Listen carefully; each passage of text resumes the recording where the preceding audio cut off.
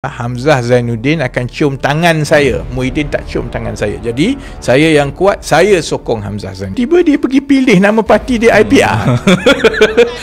Dia melambangkan cacar merbanya keadaan di dalam Perikatan Nasional. Tanda-tanda awal PAS bermasalah dalam Seri Hadi Awang, jarang pergi mesyuarat. Dia dah tak selesa, dia dah tak nak ambil pot dah.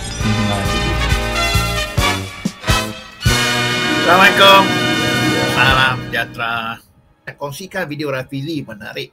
Dalam podcast dia semalam, dia hentam mengenai penubuhan IPR. Bukan Inisiatif Pendapatan Rakyat, Ikatan Perpaduan Rakyat. Macam mana boleh satu nama yang hampir sama dengan satu ni kena hentam betul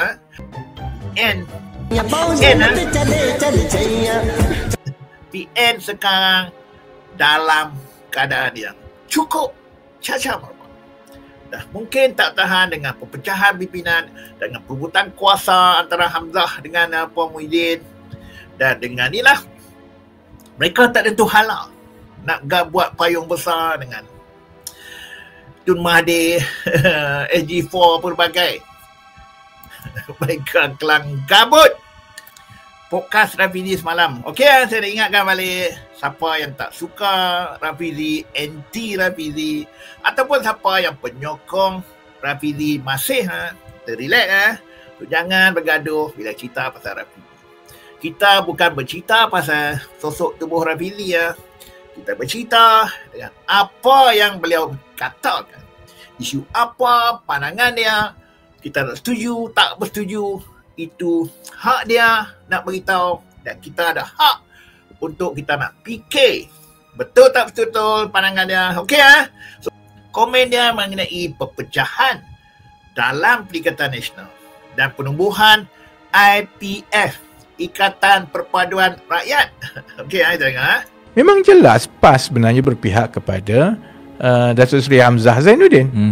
Dan pada pandangan PAS ialah Hamzah Zainuddin akan cium tangan saya, Muhyiddin tak cium tangan saya. Jadi saya yang kuat, saya sokong Hamzah Zainuddin. Dia tak check dulu ke? IPR ni memang ialah mereka yang mengetahui bahawa IPR ini ialah Inisiatif Pendapatan Rakyat. Salah satunya ialah mesin gedegang yang mereka duk buat lawak tu. Jadi selama ini dia duk perli buat lawak pasal IPR, tiba-tiba dia pergi pilih nama parti dia IPR. Parti mesin. Adakah cadang jual nasi lemak dalam vending mesin? Tu, mesin kita duk beli tekan lepas kupang terjuk kotak kedegum. Nak bantu orang susah. Dia kata orang makcik-makcik tak ada kerja, susah, miskin, buat nasi lemak, jualan vending mesin. Kepala bapakmu vending mesin. Tak munasabah. Tak masuk akal. Yang itu bagi saya, itu pun saya dah macam hilang akal sikit. Ini korang ni tak buat due diligence ke apa? Sepatutnya lah macam saya kan, sebelum saya nak pilih nama atau sesuatu tu, saya Google dulu tau. Tengok apa nama lain yang ada. Kalau mungkin dia tidak sesuai ataupun dia akan mengundang cynicism seperti itu, saya tak pilih lah. Jadi nampak sangat masa dia pilih Ikatan Prihatin Rakyat IPR ni, ini kena buang lah siapa jadi penasihat kepada Tan Sri Muhyiddin ni. Memang tak buat kerja, tak buat due diligence, belum apa-apa lagi. Lepas ini netizen yang penyokong PH ni akan buat lawak berkali-kali pasal IPR dia kan. Okey, itu pada nama. Maksudnya bila daripada nama tu pun dia dah tak buat kajian mendalam, due diligence mendalam. Yang lain tu makin koyak lah kot. On the one hand, ini perkara biasa yang dibuat oleh mana-mana pembangkang lah. Pembangkang akan menyatakan bahawa kita mesti kumpulkan semua kekuatan untuk melawan dari perspektif Tan Sri Muhyiddin dan juga PN sekarang ini. Saya ingat alasan yang digunakan ialah untuk membina gabungan yang lebih besar untuk mencapai pengaruh dan juga sokongan daripada kumpulan yang lebih besar di luar sokongan Melayu semata-mata.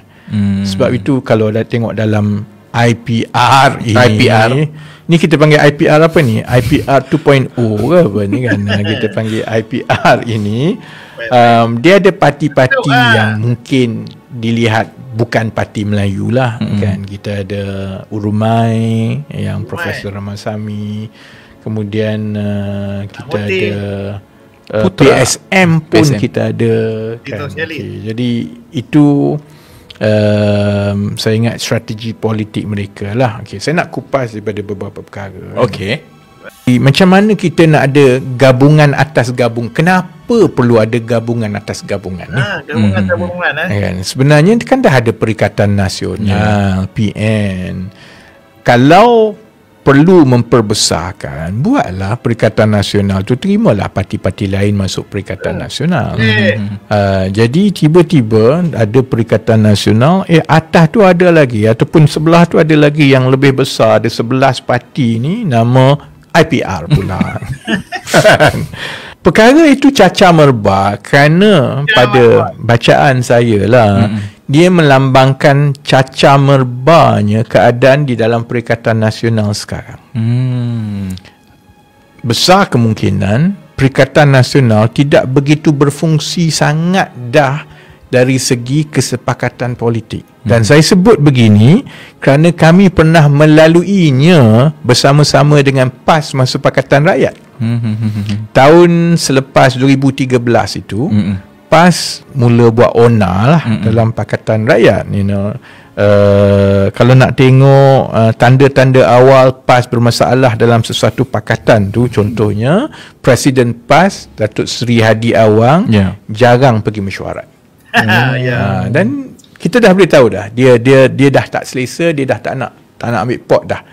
Jadi mungkin keadaan itu memang kita sedia maklum lah. Yang macam saya sebut tadi lah kan, kita semua sedia maklum bahawa PAS tidak lagi bersetuju dengan Tan Sri Muhyiddin untuk menjadi calon Perdana Menteri. Kemudian di dalam PN itu pula, bila Tan Sri Muhyiddin melantik beberapa orang, PAS tidak bersetuju, malah Menteri Besar Terengganu letak jawatan daripada Bendahari Agung PN. Kemudian PN pun dia jam sekarang ni kerana bila pertembungan di antara PAS dengan Bersatu, dan Bersatu pula berpecah dua, maka besar kemungkinan PN itu cacah merbak dan berterabur. Jadi itu mungkin sebabnya kenapa Tan Sri Muhyiddin merasakan perlunya ada satu lagi gabungan. Itu yang buat IPR kan.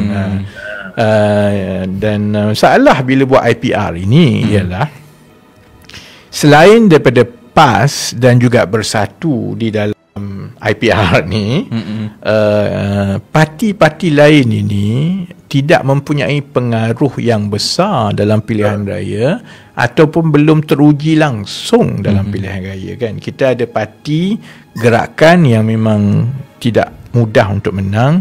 Kemudian kita ada parti-parti lain muda yang hanya menang satu kursi, itu pun atas sokongan Pakatan Harapan sebelum ini. Kemudian kita ada Putra yang memang tak pernah menang.